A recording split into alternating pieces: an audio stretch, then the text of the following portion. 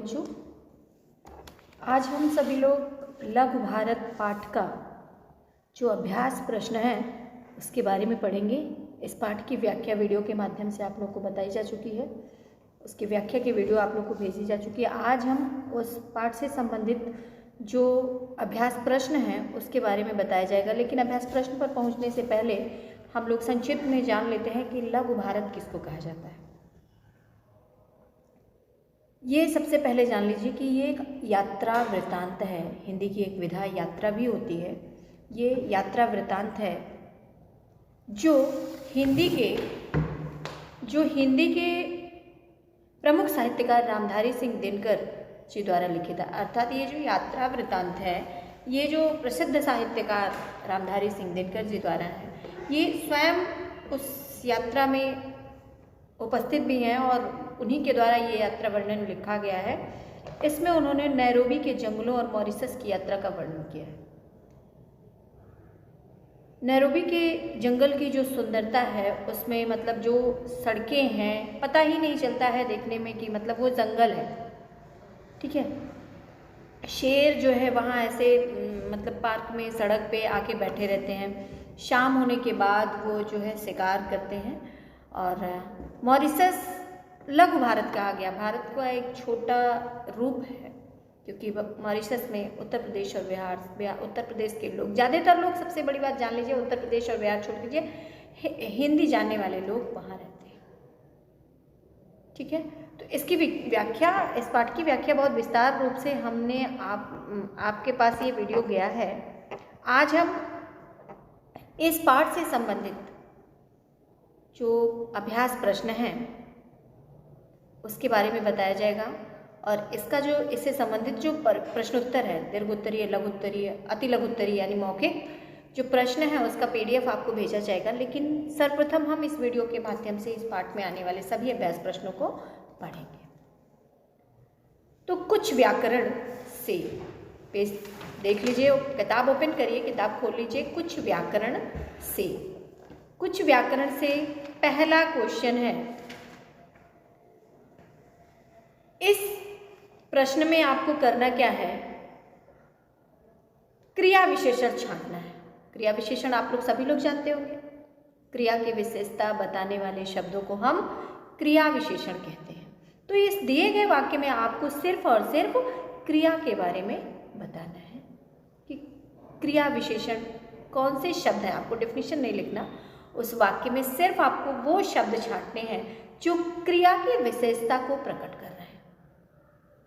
तो प्रश्न भी दिया हुआ है, नीचे दिए गए वाक्यों में क्रिया विशेषण छांटकर सामने लिखिए। ठीक है, तो देखिए मैं प्रश्न पढ़ रही हूँ और मैं उसका उत्तर भी बताऊंगी। आप लोग ध्यानपूर्वक देखिए अपनी किताब में। साक्षी अच्छा गाती है। गाना क्रिया है, इसमें क्रिया क्या है, गाना। आपको क्रिया की ही विशेषता बताने वाले शब्द को ढूंढना है जो क्रिया की विशेषता बता रहा है। तो गाना क्रिया है, तो साक्षी कैसा गाती है, अच्छा गाती है। तो अच्छा को छांटिए, अच्छा को अंडरलाइन करिए और बगल में जो लाइन दिया हुआ है उसमें वहां लिखिए अच्छा। ठीक है, सेकंड है, मैं रोज घूमने जाती हूँ। घूमना भी क्रिया है। अरे संसार में जो भी काम होता है वो सारी क्रिया के अंतर्गत आती है, तो घूमना भी एक क्रिया है। लेकिन कब घूमती हूँ, कहाँ घूमती हूँ, कैसे घूमती हूँ, कितने बजे, ये सारी चीज़ें जहाँ प्रदर्शित हो वहीं तो बताना है, वही क्रिया विशेषण। मतलब मैं रोज घूमती हूँ, क्या करती हूँ, मैं रोज घूमती हूँ। तो रोज को अंडरलाइन करिए और क्या करिए, उसको बगल में जो स्पेस दिया हुआ है, लाइन खींची गई है, वहां लिख दीजिए। मेरा घर विद्यालय के पास है। घर कहाँ है, स्थानवाचक क्रिया विशेषण, स्थानवाचक क्रिया विशेषण को प्रदर्शित कर रहा है।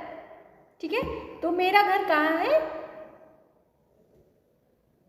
विद्यालय के पास। तो के पास को अंडरलाइन करिए। अभी इसके पिछले वाले वाक्य में पढ़ा आपने, मैं रोज घूमती हूँ। रोज ये कालवाचक क्रिया विशेषण को बता रहा है।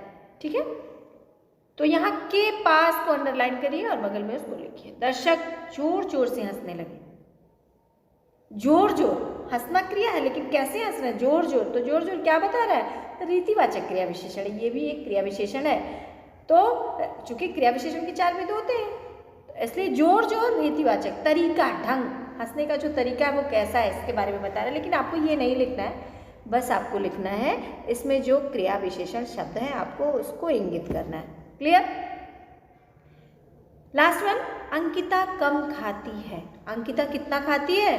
कम खाती है। कितना खाती है? कम खाती है। तो कम को अंडरलाइन करिए और बगल में लिखिए। सेकंड क्वेश्चन है, नीचे दिए गए शब्दों के दो दो अर्थ लिखने हैं। ठीक है?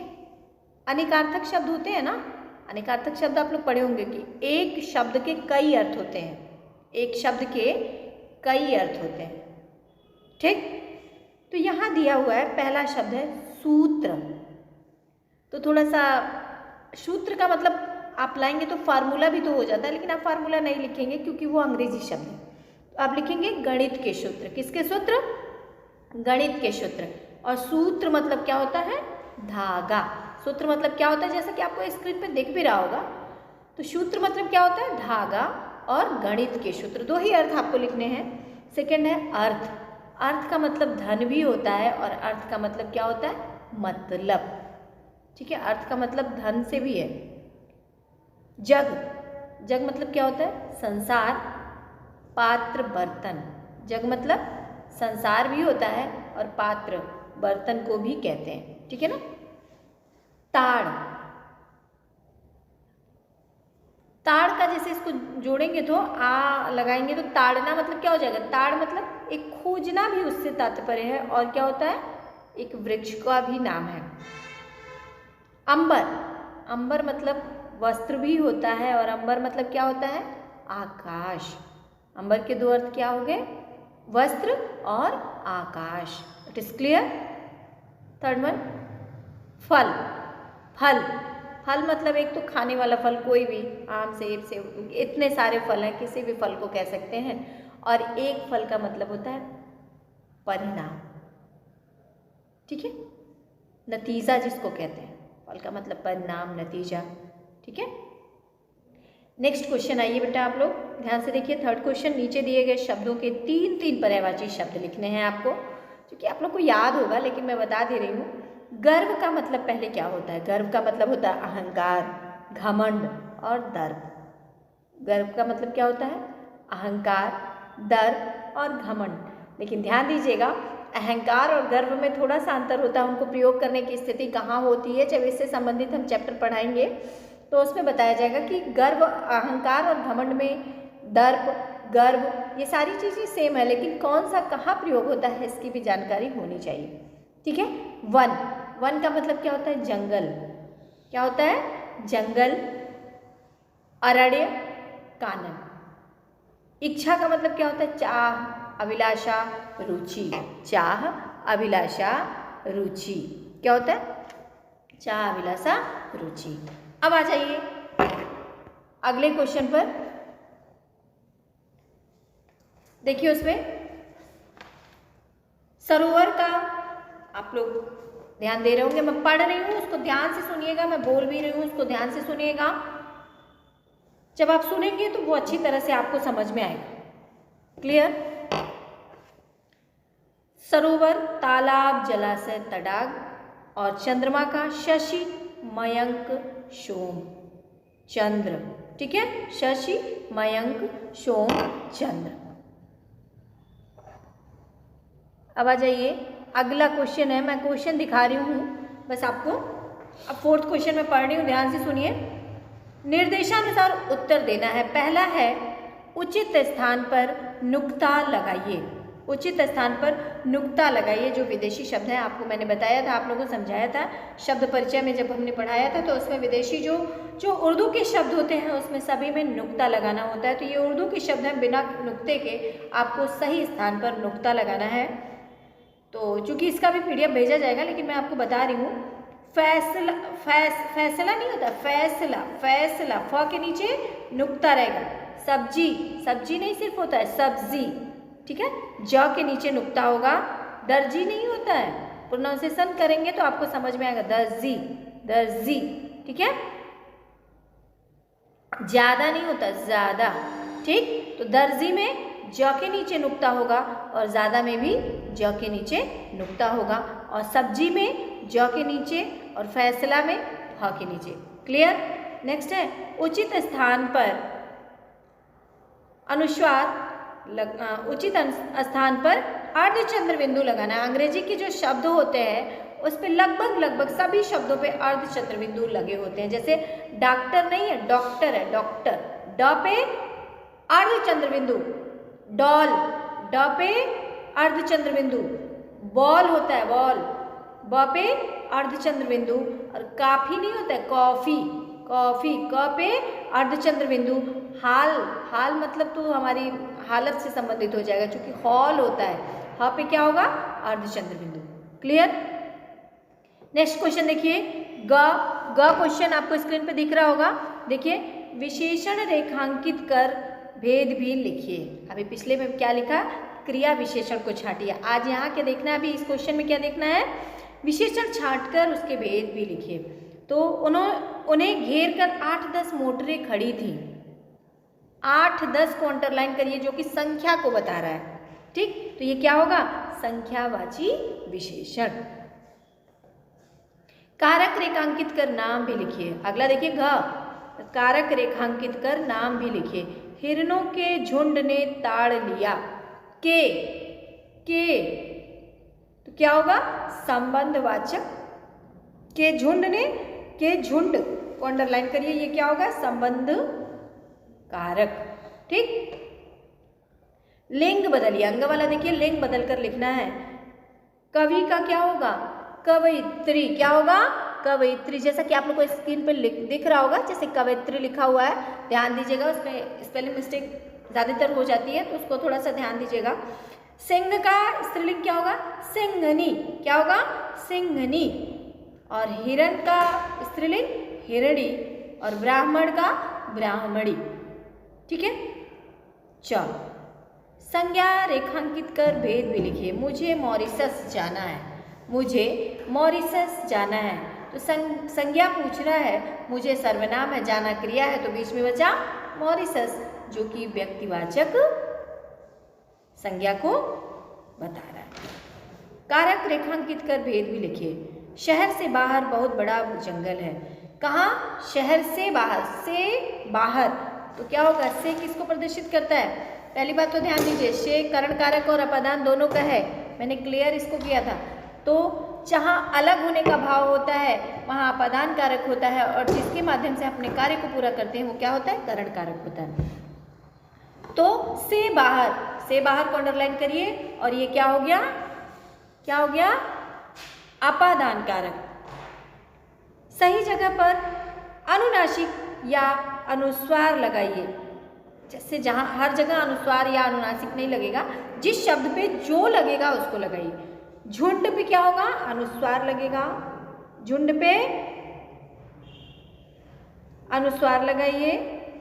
सिंह पे स के बगल में, छोटी की मात्रा के बगल में अनुस्वार लगाइए। गाड़ियाँ अनुनासिक, चंद्रबिंदु लगेगा य पे, और वंश अनुस्वार व पे अनुस्वार होगा। संस्कृति स पे अनुस्वार होगा। बांध ब पे चंद्रबिंदु होगा। ठीक है, सोचूंगा च पे चंद्रबिंदु। झ देखिए, झ देखिए क्या करना है, सर्वनाम रेखांकित कर भेद भी लिखिए। मेरी पहली प्रतिक्रिया आलस्य और थकावट की हुई। मेरी अपने बारे में बता रहा है, लेकिन ये मत सोचिएगा कि ये निजवाचक सर्वनाम है, नहीं। उत्तम पुरुषवाचक सर्वनाम, उत्तम पुरुषवाचक सर्वनाम। निजवाचक सर्वनाम वहाँ होता है जहाँ व्यक्ति स्वयं किसी कार्य को करने के लिए अग्रसर हो, वो कहता है कि मैं स्वयं करूँगा, स्वयं, आप ही, खुद ही, ये निजवाचक को प्रदर्शित करता है। मेरी ये पुरुषवाचक सर्वनाम अर्थात उत्तम पुरुषवाचक सर्वनाम होगा। क्लियर। पांचवा क्वेश्चन देखिए, दिए गए शब्दों में उपयुक्त उपसर्ग और प्रत्यय लगाकर एक एक शब्द लिखिए। देश, अब देश शब्द दिया हुआ है, जो कि उदाहरण दिया हुआ है, विदेश और देशी, यानी ध्यान दीजिए, थोड़ा सा दिमाग लगाएंगे तो आपको समझ में आ जाएगा। उपसर्ग और प्रत्यय दोनों लगा करके लिखना है। रक्षा में क्या लगाएंगे, सु उपसर्ग लगा देंगे तो वो क्या हो जाएगा, सुरक्षा। और इत प्रत्यय लगा देंगे तो क्या हो जाएगा, सुरक्षित। फल, स उपसर्ग लगा दीजिए तो सफल हो जाएगा, और ता प्रत्यय लगा दीजिए तो क्या हो जाएगा, सफलता। ठीक। ज्ञान दिया हुआ है, क्या दिया हुआ है, ज्ञान, तो ज्ञान में अ लगा दीजिए तो अज्ञान हो जाएगा, और अ क्या है, उपसर्ग है। उपसर्ग क्या होता है, शब्दांश होता है, पूरा शब्द नहीं होता है। सेम वे प्रत्यय के लिए भी होता है, प्रत्यय भी क्या होता है, शब्दांश होता है।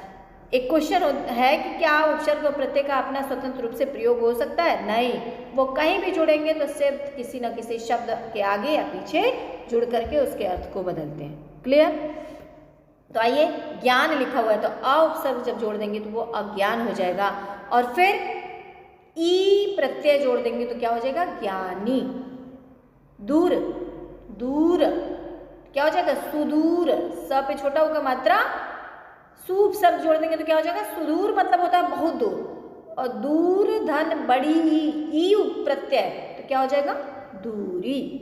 ठीक है।